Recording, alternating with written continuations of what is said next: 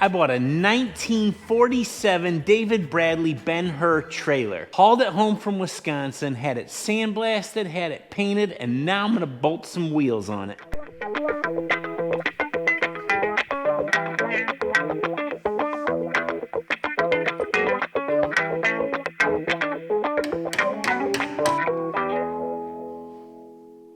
I've got this thing hanging from the ceiling. I installed this track with an overhead lift on it. It's kind of like having a car lift for a trailer. But let's take a look here at the actual trailer. This is a 1947 Ben-Hur trailer made by the David Bradley Company.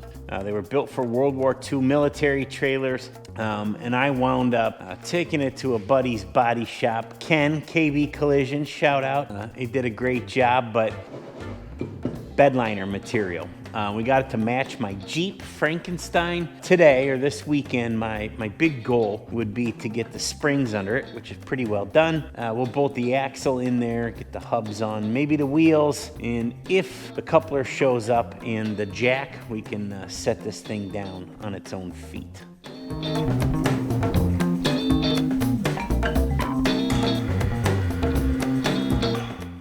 Well, somebody may or may not have rattle canned these parts, and now they have wet paint on them. I do this anyways. So these aren't wide enough, or they're too wide rather, and they don't fit in here. I gotta go pinch them on the vise. BRB.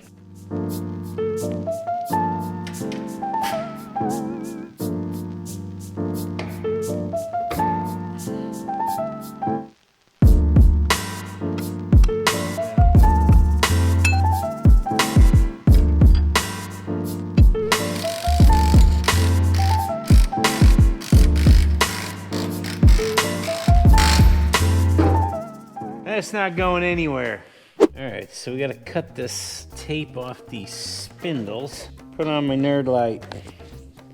My girls make fun of me, but it's pretty darn handy having one around. We gotta clean this up a little bit, and then we'll get a hub on there.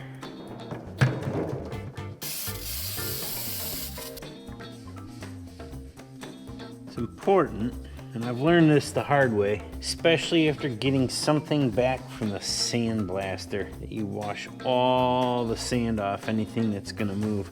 You know, when I was working on Frankenstein, that's what I call my 87 CJ7. I took the motor out and I took it to a guy that rebuilt it for me. We put it in, we fired it up. He called me and said, "Hey, did you sandblast your intake?" And I said, "Yeah, I got it all clean." And he said, "You should always chemical dip those. Now you got sand in your new motor, we have to pull it back out." We rebuilt it twice. Expensive lesson. Don't be like Steve. It's an axle hub. Take my light off. So, wheel hub, whatever you want to call it. This is what holds the bearings. It's what you bolt the wheel to. So this is the outside, obviously. Wheel goes over threads. These are the studs. We're going to start with the inside.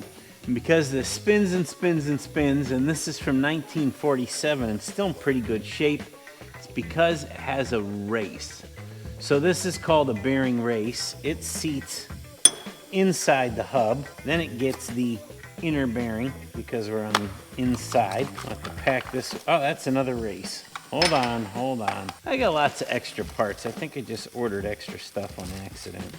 Race, bearing, axle seal. Then on the outside, race. These get driven in with the, let's call it a race driving kit. That's gonna get a bearing in there, and then it gets a cap, a hub cap, which I have over there. So first thing we gotta do, clean the inside of this up real quick. Then we're gonna pack these bearings in grease. We'll just do that by hand, and then we'll smash it all together. We do the inside, put it on. The outside, it gets race, bearing, spindle nut, hubcap. That'll make more sense as we go.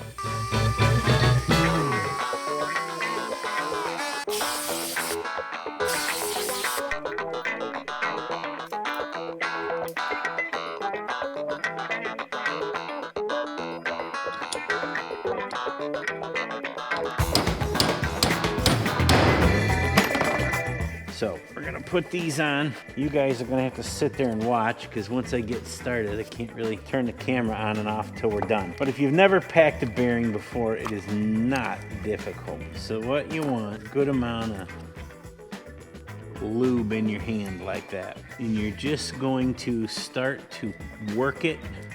See how it's already started to ooze through there? Into all the bearings. I do it from both sides. I do it from the front, back, whatever. But you can see I'm already halfway around that thing. Once you get to the other end, that should be good. Don't be afraid to use a lot. Get it all over yourself. And me, I try to do it all at once so that I don't waste more gloves than I need to. Let's throw a little grease on the inside of that race. Drop her in there. Always a sloppy job. Let's see. This little one, it's gonna need it too. I'm gonna set that right on the top of the lid. And I'm gonna take these off, although getting started. Okay, just a little spot on me. Dirty hands, no big deal.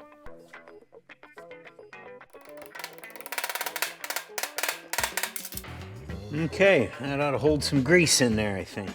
So we could probably cut these off if we want, because while I ran out of threads up here, I got too much here. But it doesn't really stick down any further than the axle. And once this big wheel's on here, you'll never see it. I don't really care too much. I'm gonna put both these hubs on, then I'm gonna spray paint some of that anyways. So we got everything generously.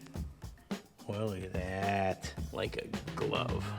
Now we gotta stick this other bearing in as well. There's a hole in this spindle, if you guys are familiar with spindles at all. And this is called a castle nut. So, rightfully so, right? Well, what happens is these grooves here in the castle nut line up with the hole in the spindle. And once we get it tightened, we're gonna tighten it really, really tight, compress everything together that we might not have gotten with the hammer. Then we're gonna back it off, let's call it a quarter turn. And then we're gonna drop a cotter pin right through here, through the hole in the spindle, and that'll keep this from backing off. So that lines us up. Pick a cotter pin. So we simply shove that through the hole, and we're gonna fold it up. I think we're gonna cut these off too, because they're a little bit long. Boy, almost stiff. It certainly won't freewheel, but I don't think it ever will. We don't want it to wobble in and out. I think that's good, and this won't really loosen up, but there's a lot of moving pieces in there to create some slack. Most of the time, you know, it turns freely, doesn't feel bound up. It's the ball bearings riding. It's full of grease. This will be good in the meantime. Ow! Let's get a real hammer. No, Ooh, how about that one? That thing is ugly.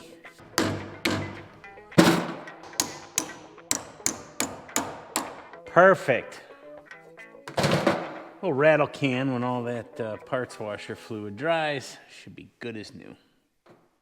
I debated back and forth what kind of wheels and tires I would put on this. So I thought about putting JK rims and tires, making it match my daughter's Jeep. I've got CJs on mine, but the big trail gear rims are too big for this trailer. I went with the factory rims. So this is what came with it. It was sandblasted. My buddy Kyle powder coated them for me. At his house, Kyle, thanks, they look cool. But I thought they were kind of a cool retro off-road tire. They are radials, I believe. And these are, 7x50, they're 15-inch rim. I don't know what size the tire is.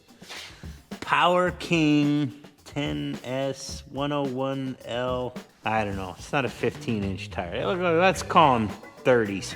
I'm gonna go ahead and throw these on real quick. I've got the lift supporting the trailer, and then we gotta get this coupler and a jack on it, and we'll let this down. That'll be pretty good. It looks like I'm gonna have to beat on this a little bit to get it over, but I'm just gonna let you guys watch this part. We'll get it together, and then we'll talk again once it's on the ground.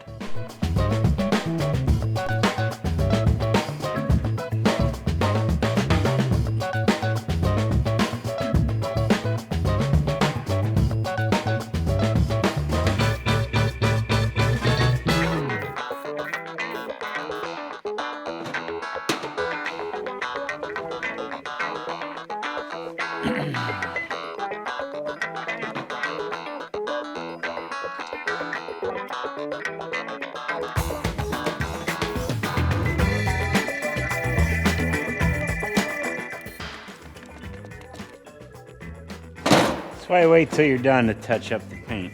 If you're ever doing this and you get confused on which way to put the wheel on, make sure the valve stem's out. It doesn't work the other way when you gotta fill them up. Ask me how I know.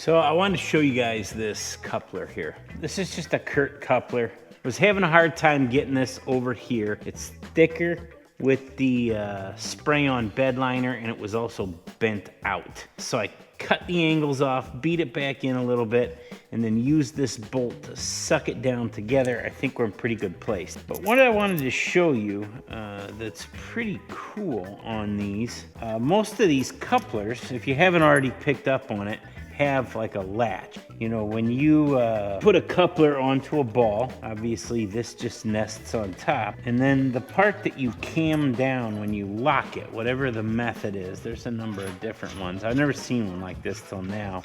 You know, it's kind of a ball here, sorry, it would be more like this, and something in the back scoops it so it can't pull off. Here, they do that with a pin.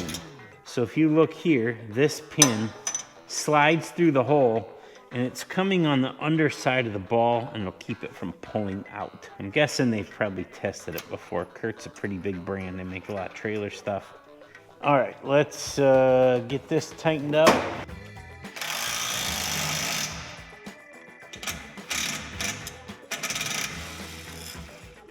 Swap for a longer one. Real tight. Let's get the cables. So these are also made by Kurt. Like I said, they're a pretty popular brand. They're all over Amazon and everywhere else. My youngest calls it Amazon with an ONG on the end. So these two ends on the safety chains here are going to stack on the underside of that bolt. Might have to get a longer one, but we're going to take a nut and a washer on the underside, bolt up here, and that's what's going to hold our safety chains on. All right, so here's our problem. You can see here, this shaft before the threads start is probably longer than this metal is thick. You could put a stack of washers. I'm not sure that gets anything, accomplishes anything. We could drill another hole. That might work. Worst case, we could stack a couple washers because I'm good at that. So this is not what I would consider ideal, and probably a smarter man than me would drill another hole in here, but this is a really little trailer. These are grade 8 hardened bolts. Oh, I forgot the washer on the top. Hold on, I gotta do it all over again. Washer, safety cable, another washer, another cable, washer and lock washer, and another nut. And we're going to pinch the whole thing together all at once. That'll take care of all of our spacing issues. It'll provide quite a bit of strength to this, and the other bolt's gonna do most of the work. You know, it's sort of like we get crazy about strapping things down to a ladder rack, or like this winch holding this entire trailer off the ground right now. I think these 2 1/2-inch bolts ought to get it done for this. So let's give her a few ugga-duggas. Okay, super cool.